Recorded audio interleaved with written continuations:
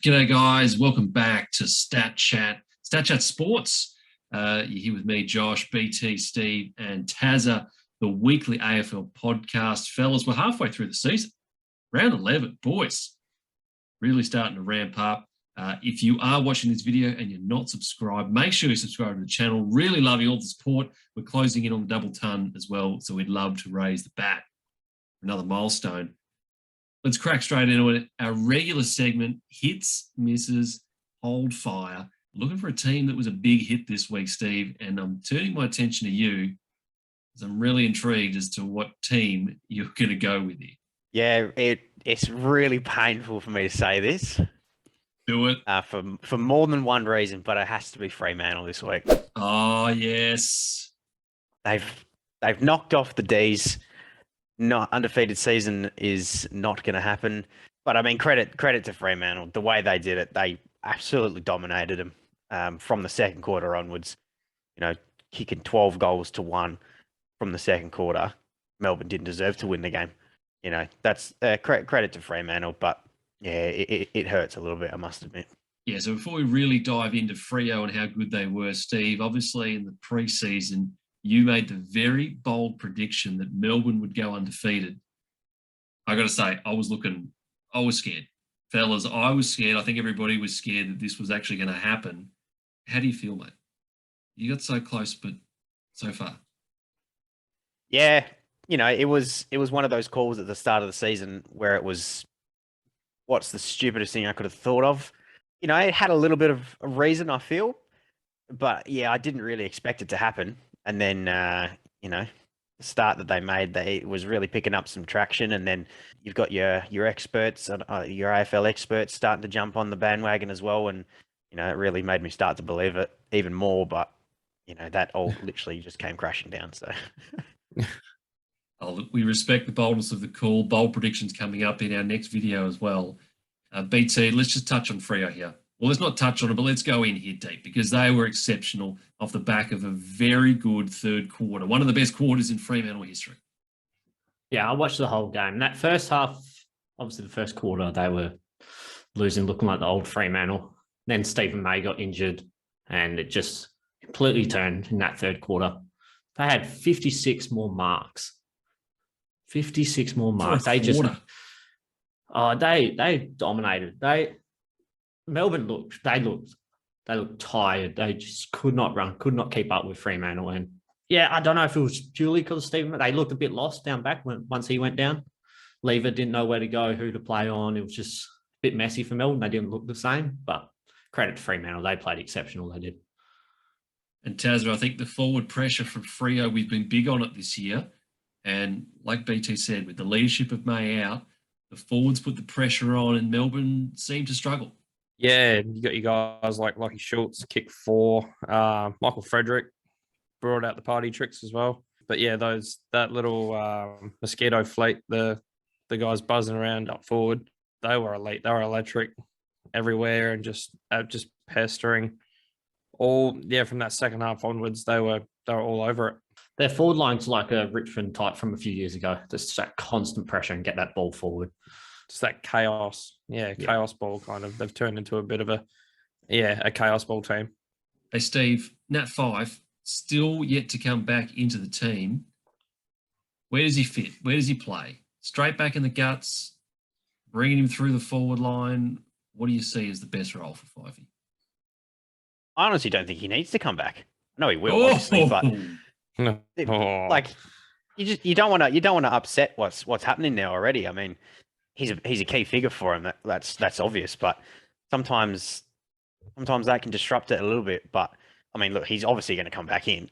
I mean, you know a little bit more than me. You think he probably slots into the forward line. So I can't really disagree with that. You know, you don't want to take away what's working so well for him. Chuck him up forward, and he'll probably do a job there. So.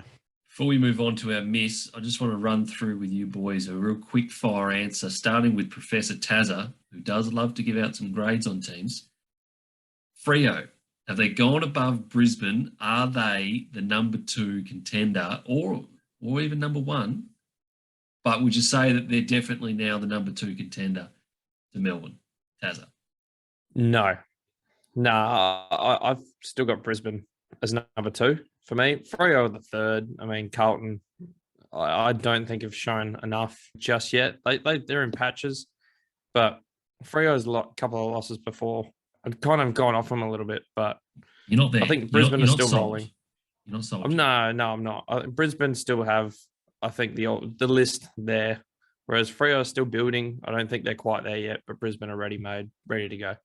Very nice, short, sharp answer from you, Taz. I love that. BT, yes or no? Number 2 contender. No. Melbourne would have won if Stephen May didn't go down. Yeah, I agree. They're definitely not in the top 2. Definitely Melbourne and Brisbane still. Yeah, interesting call. I think a lot is also going to be decided about this week coming up. Big game. We will touch on that in our video coming up. Freo Brisbane should be an absolute cracker. All right, we've done the hit. Now it's time for the miss. And BT, you are the man on this podcast that is very pessimistic. Who are we not happy with after the round that's just been? Going with Carlton this week. There was a big game for them to win because that 4th spot's up for grabs. Even the 3rd spot, even though Fremantle won, you just don't know how they're going to play, like we touched on. But there's a few teams who are going to hit that 4th spot now. St Kilda's playing really well. Sydney got the win.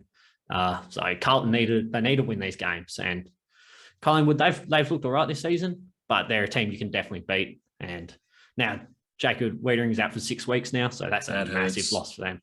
Yeah, that's huge.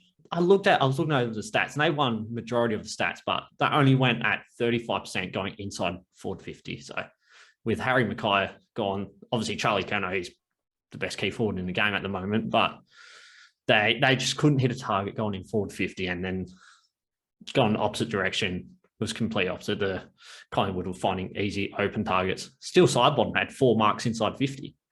Oh, so you can't give that up to a wingman.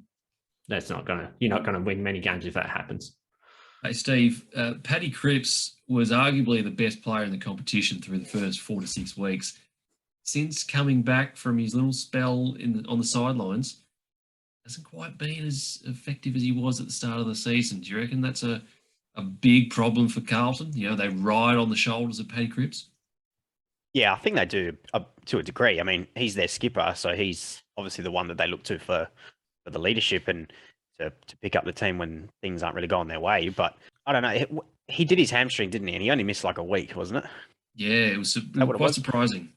Yeah, so, I mean, there's a chance that he's not quite fully fit and he sort of doesn't want to push himself, I suppose, and run the risk of doing serious damage to the hamstring if that is the case. But, I mean, that's the only reason I can really put it down to because, like you said, he was dominant in those first few games before the injury. So, I mean, everyone goes through dips of form and stuff like that, but you'd expect a player like him to be fairly consistent. I think that Sam Walsh starting to hit his form now is starting to play a factor in that, taking a bit of ball away from Paddy Cripps. Because he missed the first few rounds. I can't remember exactly how many rounds he missed. But even when he came back into the team, he was a bit slow. It took him a few games to pick up the pace, but now he's starting to hit his top form again. So I think, and now Paddy Cripps starting to go a bit more forward. But I'm with Steve. He doesn't look right. I don't think it was a 1 week injury. I think they kind of rushed him back a little bit from my perspective. And I don't know why you'd rush someone back from a hamstring. You know, you just give them the full time because rush them back, highly likely they're going to do it again. So we'll keep an eye on Paddy Cripps. The bye round's coming up. He could probably do with a nice break. So he will be very important for Carlton's finals aspirations. Tazza, over to you. The hold fire. The team were just sitting on the fence on this week, and we need to give them a little bit more time. Don't read too much into that game. Yeah, look, they've featured here before. We're going to go to Richmond. They are missing their Coleman caliber key forward, Tom Lynch. I mean, Richmond kicked 100 points. Let's not forget. I mean, that generally will win you a game.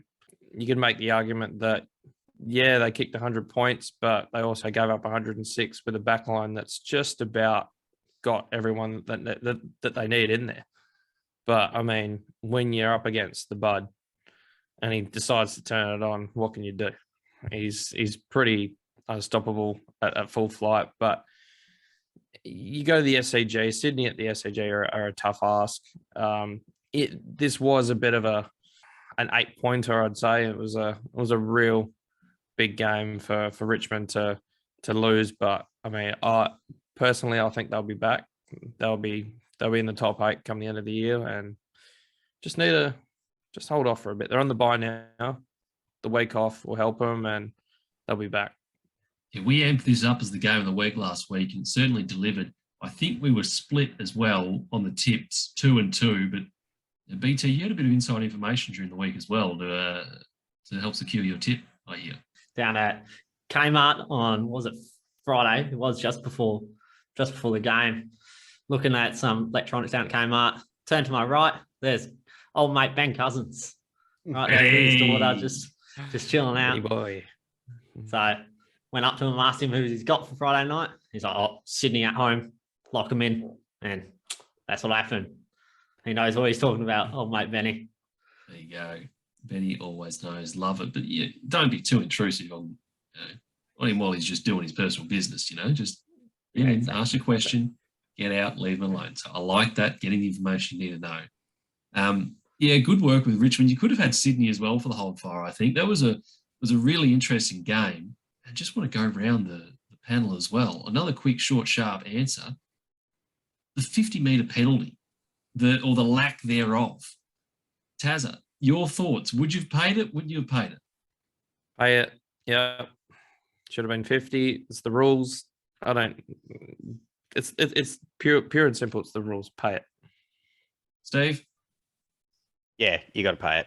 I think I saw a similar one. I think it was involving Fremantle. A similar thing happened and it was paid. So you have to pay this one as well. BT, you were critical of the umpiring last week. Your thoughts on that one? Yeah, they have to pay that. Another 60 free kicks that game, by the way. So, yeah, they had to pay that. And I wanted to see a draw, so. Yeah, look, I'm all for putting the whistle away, particularly in the last 2 minutes, but I think that's a call that you've got to make, whether or not you can hear the whistle. He's done the deed. He's got to pay the crime. 50 metres all day of the week. And there's no guarantee that Pressy makes that kick either. No. He still would have been 35 metres out on an angle.